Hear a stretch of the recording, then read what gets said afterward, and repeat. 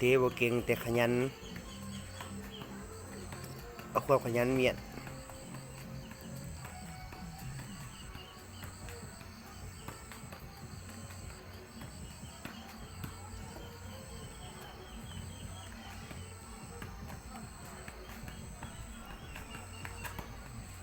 ปีใหม่บ่ได้ไปไสอยู่เฮือนดินบ้านอย่างเดียว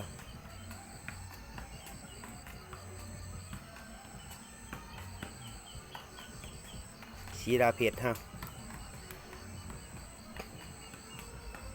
เตะบ่เก่งแต่มีความตั้งใจ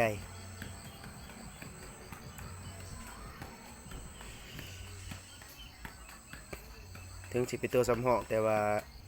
สักวันหนึ่งมันต้องได้เป็นตัวจริงของสีดาเพชร